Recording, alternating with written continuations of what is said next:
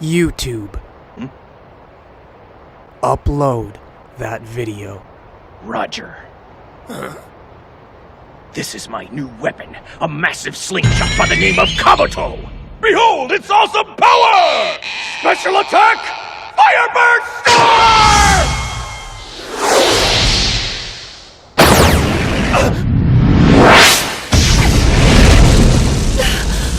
No way! Mission complete.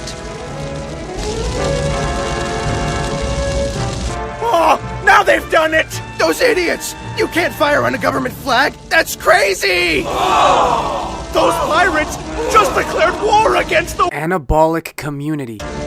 You're all going to die! You morons can't challenge the entire Community. and expect to win! Yeah? Bring it on!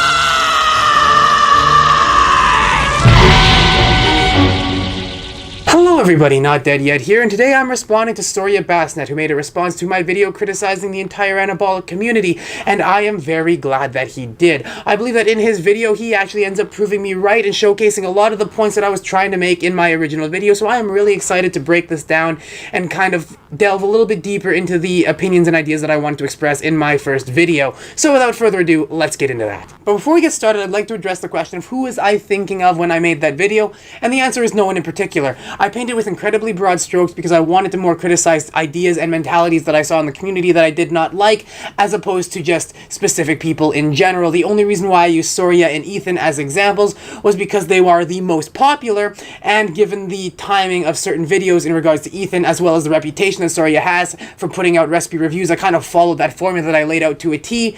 They were just the perfect examples. However, what I said about those specific videos does not reflect my view on them as people, nor their content as a whole.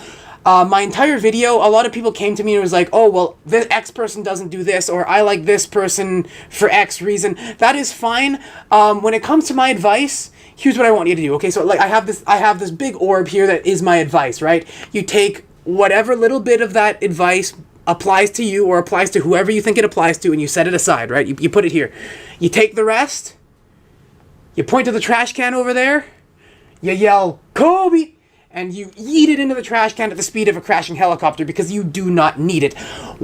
Deciding what applies to who is not my job. I am not your mom, I'm way tighter, my ass is fatter, and my tits are nicer. So it is up to you to ultimately decide what applies to who, not me. I encourage people to think for themselves. I'm not here to tell you what to think, I'm here to put out ideas, and it is up to you to decide whether or not you agree, disagree, and to what extent, and to who or what they apply to.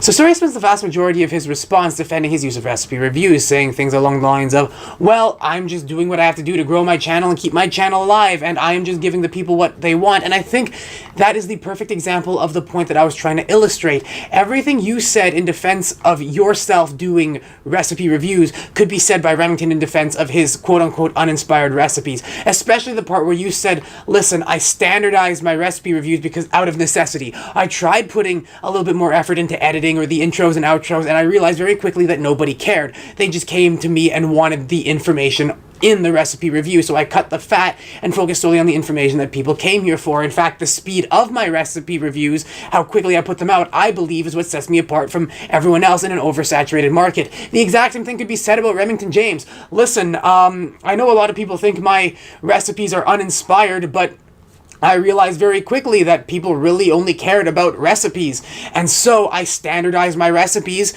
gave people really what they showed up here for. It doesn't matter if it's another pizza or another cookie, they still keep showing up, and I believe that the amount at which I put out recipes is what sets me apart from the vast majority of creators in an oversaturated market.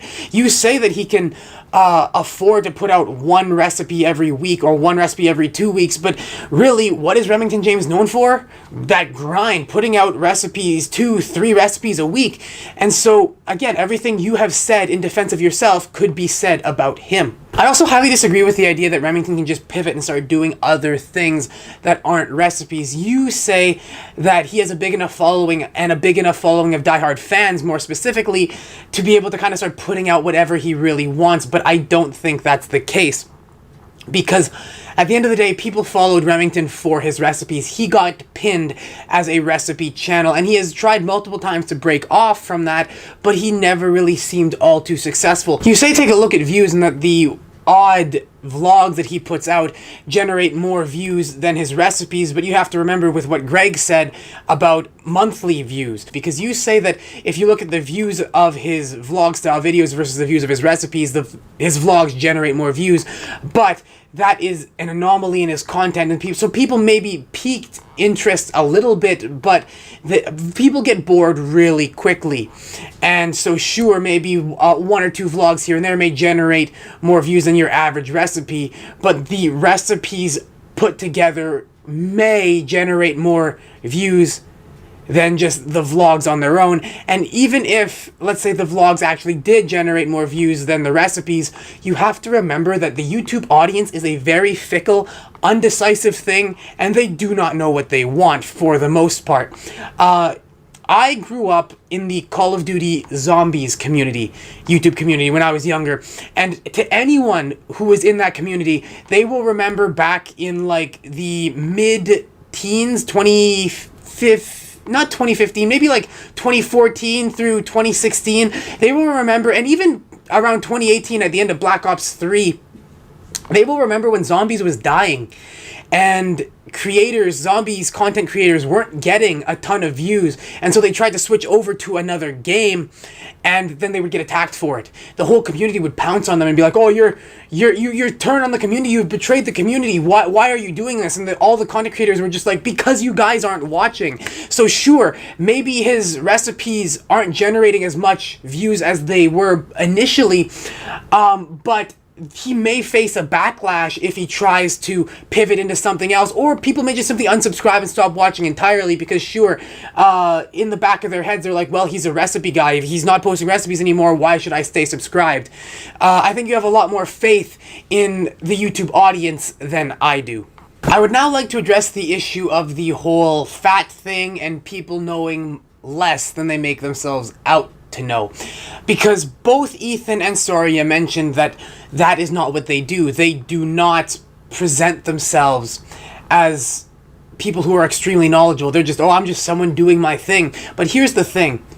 A lot of people have talked to me, and in the comments of that video talked about how they agree with that point. The whole people seem to be making themselves out to be experts when really they've just watched a few Greg Doucette videos, right?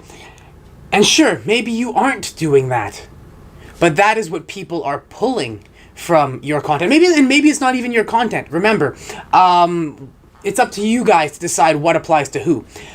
But assuming it does apply to you, the defense that you guys used was the exact same defense Greg Doucette used during this whole fat situation. No, I advocate that you should eat fat. I advocate for a balanced diet, eat all the food groups.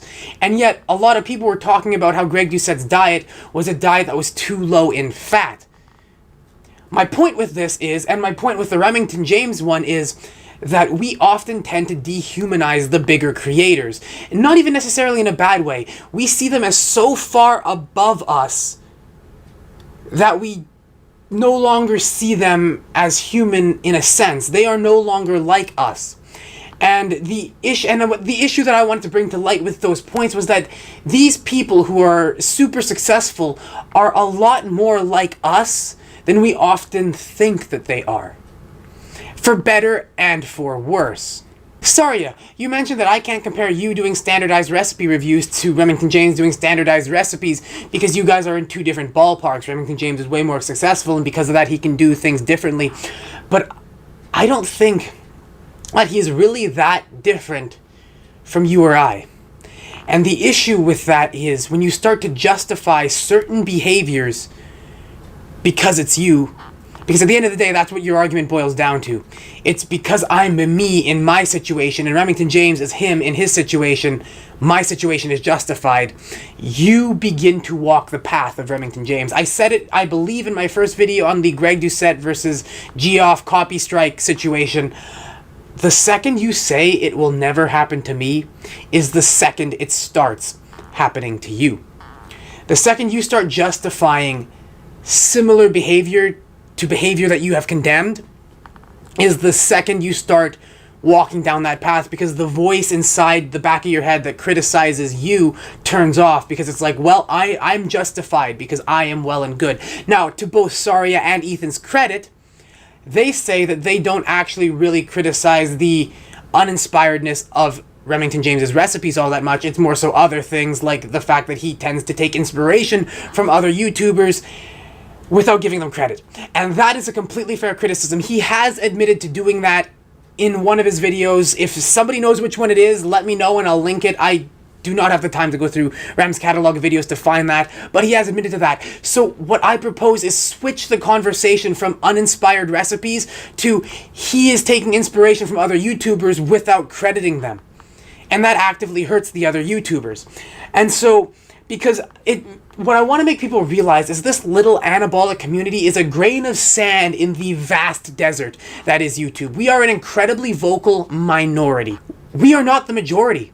The way we think is not the majority. And I want to bring that into light. That's why I talked about the circle jerk nature of our content. It's the exact same thing as the Mogcast calling Greg's little fan base a cult. It's the exact same mentality. And I agree that we're a bit of a cult. That this little community is cultish. But the issue is cult has a ton of connotations. A lot of them negative.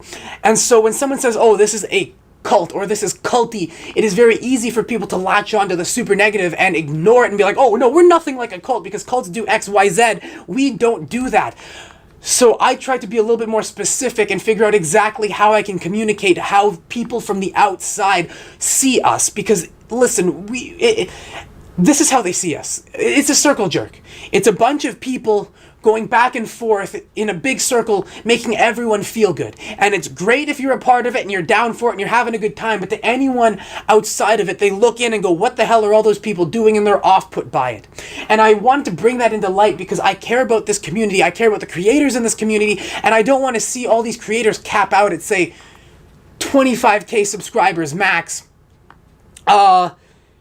because of the weird circle jerk nature of the content they create and the community that they're actively involved in. I want to wake people up to the reality of the situation that we find ourselves in. It's not that I hate this community, it's that I want what's best for the community. But that's really all I have to say for this matter. I think it's a win-win for the community because it benefits from the fact that everyone for a little bit was able to have a conversation. No matter the conclusions that people came to, conversations were had, and that is a win for everyone. And before I sign off, I would like to thank pretty much the entire community for being as kind as they were to me. I had no idea how people could view that video. I actually expected to lose a bunch of subscribers because I essentially attacked the community that helped build me.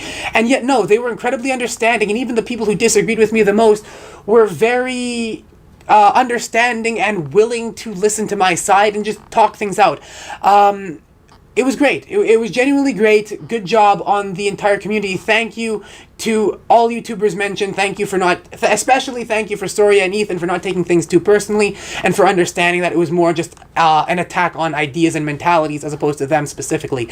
But that's really all I have to say for this video, and until the next one, I'm not dead yet, and if you aren't either, there is always a tomorrow waiting for you. And I believe with the way the community handled my last video, the future will be bright, because I believe that we can adapt to anything so long as we continue to tell each other what we need to hear, not what we want to hear.